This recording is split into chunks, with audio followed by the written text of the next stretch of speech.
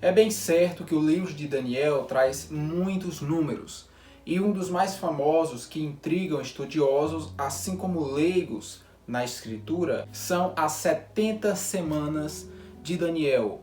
Muitas interpretações são colocadas equivocadas, sem nenhum nexo, ligação, prova histórica, arqueológica e muito menos calculista. Algumas organizações desses cálculos das 70 semanas são colocadas sem qualquer ordem das escrituras. Eu não posso pegar uma semana e jogar para o fim dos tempos sem que a escritura preveja isso. Quando ele fala em 70 semanas, via de regra, elas são em um período só, sem qualquer intervalo de tempo. Veja bem, é muito simples. 70 semanas vão conter 490 dias. E esses 490 dias, simbolicamente, em números proféticos, os próprios judeus já consideram, desde muito antes desse livro ser escrito, que um dia se refere a um ano profético. Então, se nós temos 490 dias, são profeticamente 490 anos.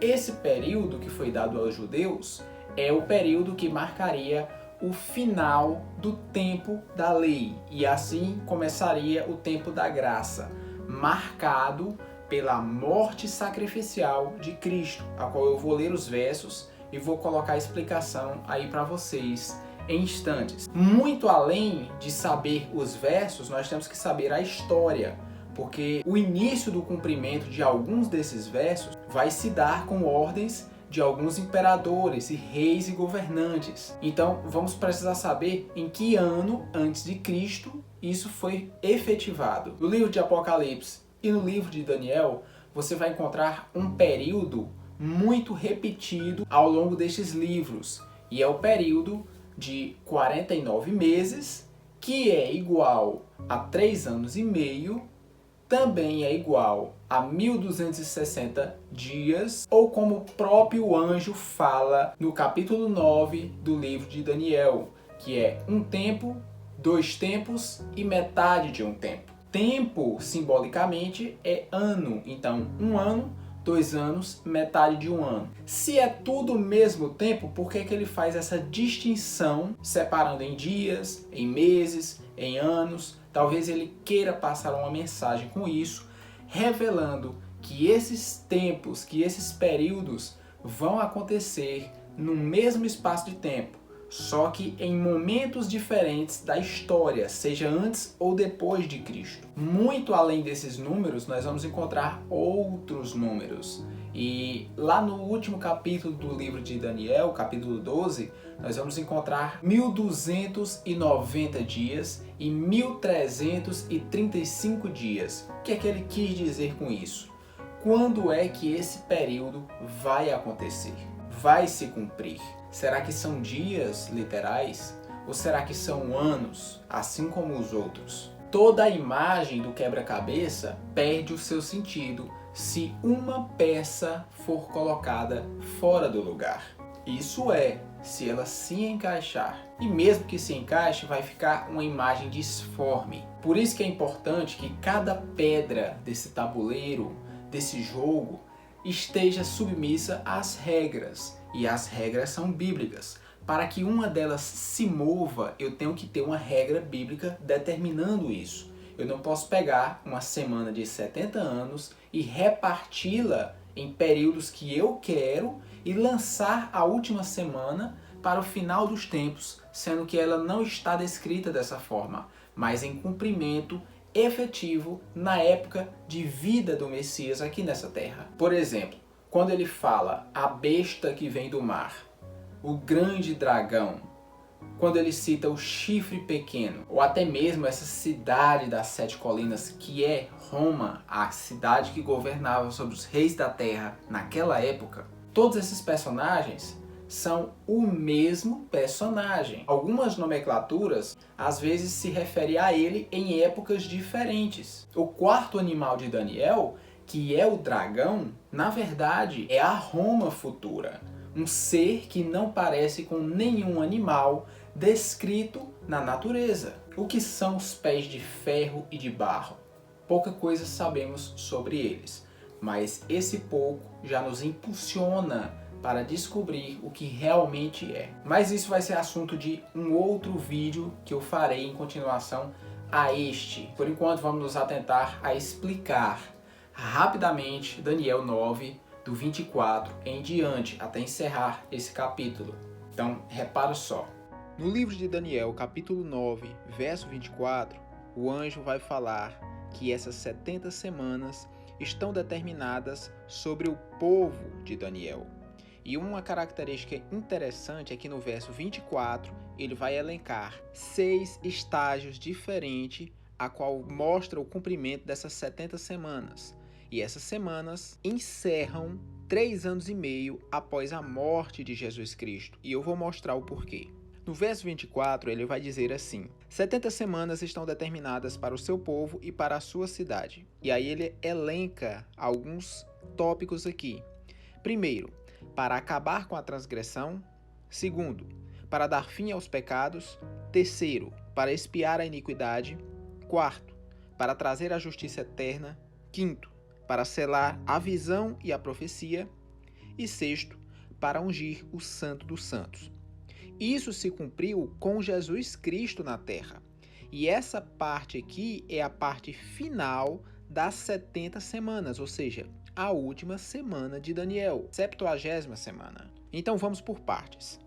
Para acabar com a transgressão, nós vemos que no livro de Romanos 4, 25, ele foi entregue à morte pelos nossos pecados. Então mostra que nós fomos redimidos da transgressão através da sua morte redentora.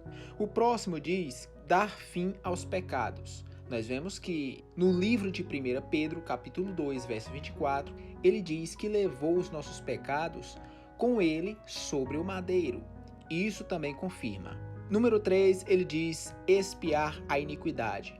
No livro de 1 João, capítulo 2, verso 2, diz que ele é a propiciação, ou seja, a expiação pelos nossos pecados. Isso também está confirmado.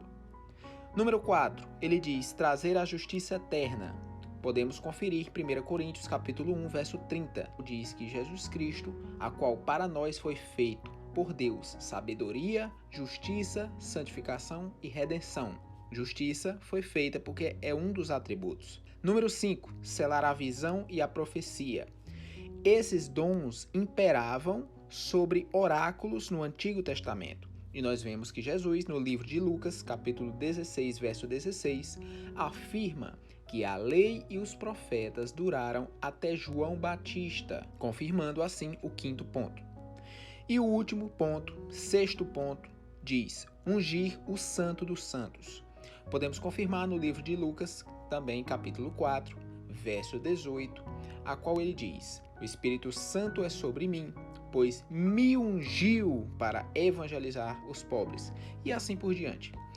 Ele está citando aqui o livro de Isaías, a qual fala de um futuro Messias que viria para ser ungido pelo Senhor.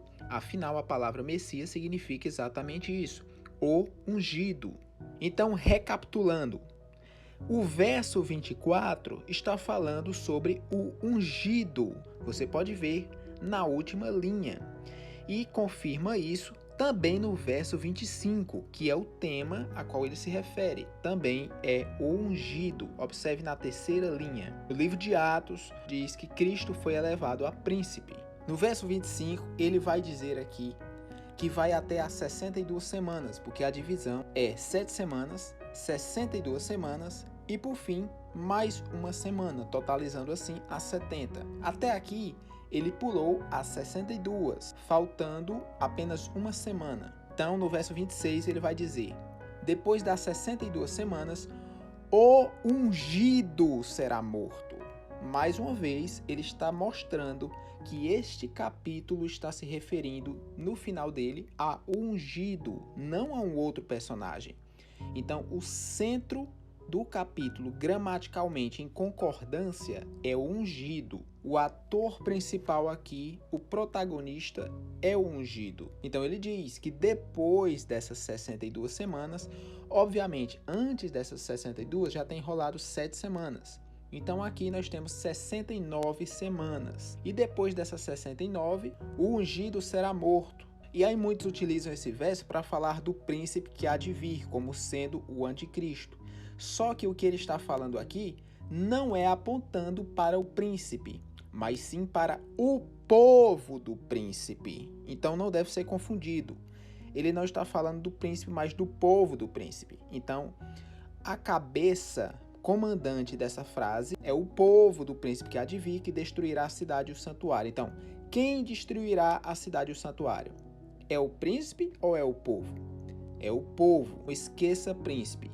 Observe o verso 27. Diz aqui, ele fará firme aliança com muitos. Já vimos que não pode ser o príncipe, pois a frase está se referindo ao povo, não ao príncipe. Mas quando se fala ele, está se referindo ao personagem principal a qual esses versos estão mencionando, que é o ungido, o Messias, não um príncipe ou anticristo. Então, faltando uma semana, aqui diz que ele faz uma aliança com muitos. E essa aliança, o próprio Cristo disse na sua ceia, na sua santa ceia. Esse é meu sangue da nova aliança. Então, Cristo estava afirmando ali uma aliança com muitos. Não só com os que estavam presentes, mas com todos aqueles que fariam parte da salvação futura que estava iminente. O sacrifício foi cortado na metade da semana, porque essa semana final de 7 anos iniciou com o ministério de Cristo.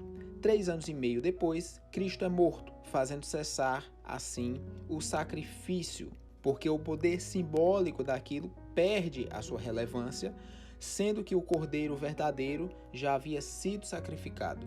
E para comprovar que esse evento é um evento passado da época de Cristo, ele encerra o verso dizendo: sobre a asa das abominações virá aquele que causa desolação, até que a destruição, que está determinada, seja derramada sobre ele.